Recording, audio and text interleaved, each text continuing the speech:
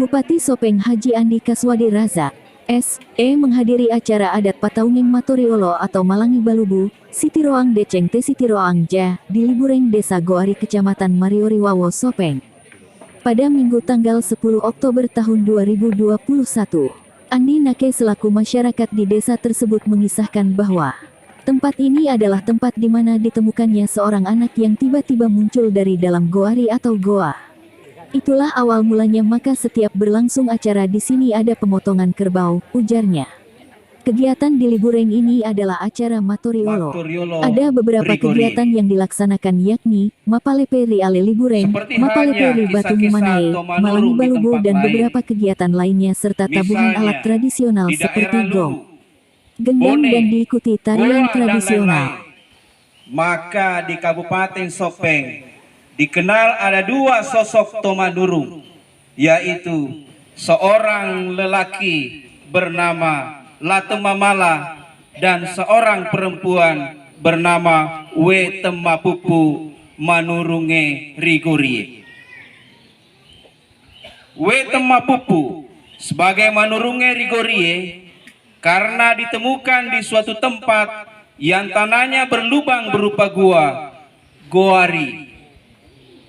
Gelar Manurunge Rigorie ini biasa juga digelar sebagai Manurunge Riliburen karena tempat yang dinamakan Goarie tersebut berada di dalam wilayah kekuasaan Arung Liburen.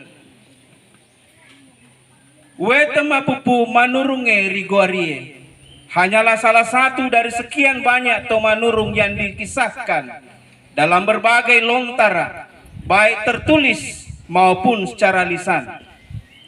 Tetapi dari sekian banyak kisah Tomanurung, kisah tentang Wetemapupu Manurunge Rigorie mempunyai suatu keunikan karena ia ditemukan ketika masih berusia bayi, sedangkan Tomanurung lainnya ditemukan di saat ia masih berusia dewasa. Kisah penemuan Wetemapupu Manurunge Rigorie adalah berawal dari terjadinya suatu fenomena alam yang tidak lazim terjadi, sehingga dianggap sebagai suatu hal yang aneh, yaitu bahwa pada suatu hari di saat matahari bersinar cerah, tiba-tiba turun hujan dan panorama alam pun nampak berwarna kekuning-kuningan, sehingga disebutlah sebagai Bosiridi, hujan yang berwarna kuning. Tidak lama kemudian matahari menjadi hitam dan alam pun menjadi gelap, sehingga seperti layaknya bila hari menjelang malam, semua orang menjadi ketakutan, panik dan kebingungan. Hewan-hewan pun nampak kepanikan, sehingga semua hewan ternak seperti kerbau, kuda, kambing dan lain-lain bergegas pulang ke kandang.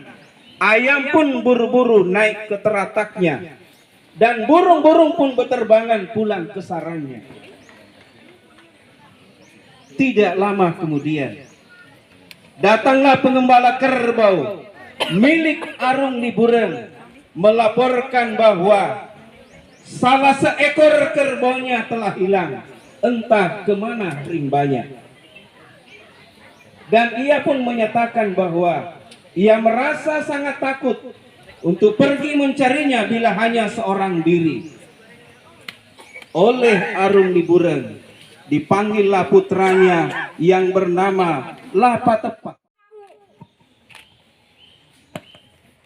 Apa ia mitu nasabari, tena sungke kak bawi, tena jiki kak bokang, tena katuluk kak bere-bere.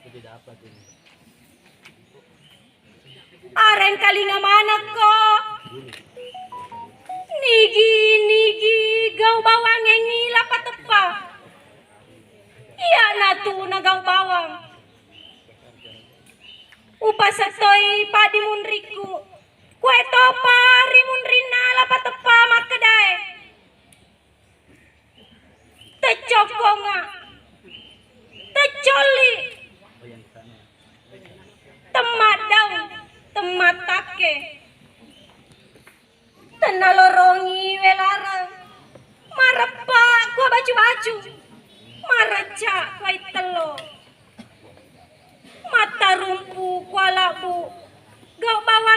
lapatepa letu riwija-wijana rilibure.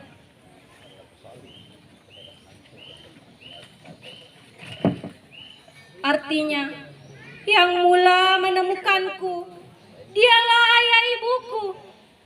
Oleh karena itu, dialah penyebabnya sehingga aku tidak dicabik-cabik oleh babi, tidak disambar oleh burung elang, tidak dikerumuni semut. Dengarlah kalian, siapapun yang berbuat aniaya kepada lapatepa, berarti akulah yang dianiayanya. Juga aku pesankan kepada keturunanku, dan demikian pula kepada keturunannya lapatepa kelak, bahwa aku takkan tegak, takkan berpucuk, takkan berdaun, takkan berdahan, takkan dijalari welaran atau sejenis tumbuhan merambat. Akan pecah laksana batu kecil, akan hancur bagai telur yang pecah retak-retak, akan bertabur bagaikan tepung. Begitu pula lah yang berbuat aniaya kepada lapatepa hingga kepada para keturunannya di Liburan. Kabupaten Sopeng, yang terhormat Ketua Belah Negeri Watang Sopeng, yang terhormat Dandim 1423 Sopeng, yang terhormat mewakili Bapak Kapolres, Bapak Kejaksaan dan Agama, yang kami hormati Kepala Dinas Pendidikan Kebudayaan Kabupaten Sopeng beserta seluruh jajaran, yang kami muliakan tokoh-tokoh agama, tokoh masyarakat, serta seluruh rumpun keluarga Datu Marior Harum Liburan serta hadirin yang kesemuanya kami muliakan. Pertama-tama tentu yang kita ucapkan adalah rasa syukur kita kepada Allah Subhanahu wa taala atas nikmat kesehatan kesempatan hari ini kita hadir di tempat ini dalam rangka kegiatan 4 tahunan. Dan mudah-mudahan kehadiran kita beribadah di sisi Allah Subhanahu wa taala. Hadirin yang saya hormati, tentu sebagai pemerintah daerah dan sekaligus bagian dari keturunan, maka berkewajibanlah kami menyampaikan terima kasih dan apresiasi kepada seluruh lapisan masyarakat yang telah berpartisipasi dalam rangka kegiatan 4 tahun ini, yang mana ini adalah merupakan tradisi budaya kita yang harus kita jaga dan pertahankan. Tadi kita telah mendengarkan sejarah singkat keberadaan situs Harum Liburan beserta dengan Wetama Pupu yang ada di depan kita. Sudah dijelaskan awal sampai penemuannya, kemudian juga ikrar sudah disampaikan, artinya ini adalah sejarah yang tidak dibuat-buat oleh orang per orang. Karena ini kegiatan dilakukan dari tahun ke tahun, dari zaman ke zaman. Cuma memang agak berbeda dalam kondisi sekarang ini. Kita baru melaksanakan kegiatan ini karena adanya pandemik. Maka tidak lazim yang dulunya tiap tahun, sekarang 2 tahun baru kita laksanakan lagi. Hadirin yang saya hormati, tadi dijelaskan sejarahnya dari sisi Wetama Pupu. Tiba-tiba ada Latang Mamala melamar. Tentu kan kita heran kenapa bisa terjadi seperti itu. Jadi Sopeng ini adalah satu kerajaan kembar yang berstatus Sopen Rilau dan Sopen Riaja. Sopen Riaja yang ada di wilayah Latang Mamala, Sopen Rilau yang ada di wilayah Wetama Pupu. Artinya sejarahnya saya tambahkan sedikit tadi supaya kita paham. Karena banyak orang terkadang ditanya apa yang tadi kita datangi, orang tidak tahu.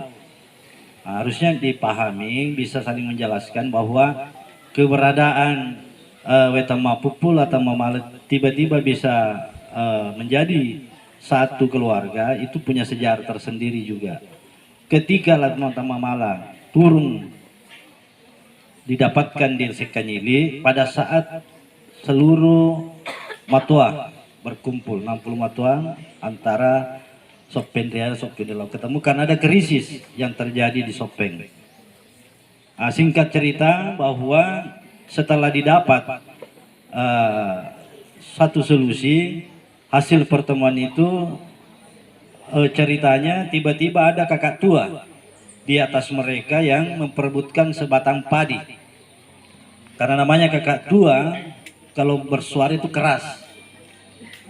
Akhirnya memancing perhatian tokoh matua ini yang dipimpin oleh Arubila, tiba-tiba menarik perhatian mereka.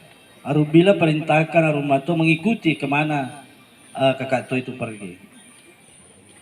Akhirnya singkat cerita didapatlah orang di atas batu duduk yang berpakaian bagus, seorang remaja, menarik perhatian karena kenapa tiba-tiba ada orang di atas batu duduk. Akhirnya firasat mereka mungkin bahwa ini bukan orang sembarang, sama tadi penjelasannya bayi ajaib. Ini orang yang didapat di atas batu tiba-tiba menarik perhatian juga. Akhirnya diajaklah jadi pemimpin. Cuma syaratnya dia mau jadi pemimpin pertama, tiba-tiba padi itu jatuh di depan mereka. Diambillah padi itu, dia bersumpah bahwa tidak akan masuk dalam tenggorokan saya padi ini atau beras kalau saya berlaku salim dalam pemerintahan dan tidak berlaku adil. Dan satu syarat lagi, dia harus kawin dengan yang namanya Wetamapu Datu Mario. Itu tadi nyambungnya ceritanya di situ kenapa Latamamala melamar Wetamapupu. Jadi ceritanya ini kalau menurut cerita di Jawa perwayangan itu dari Kayangan ini. Dua orang ini adalah dari langit, dari Kayangan, cerita bahasa dulunya. Kawin, dilamar, kawin jadilah menyatu antara Sopeng. Riaja dan Sopeng menjadi satu, Sopeng, satu raja, dua rakyat. Jadi itu gambaran singkatnya. Kenapa Latamamala melamar Wetamapupu. Jadi pada saat Wetamapupu masih gadis dan remaja dipelihara oleh Liburen, setelah remaja didapatlah Latamamala. Jadi duluan Liburen, Wetamapupu datang di bumi dibanding dengan Latamamala. Jadi kalau kita secara pemikiran sederhana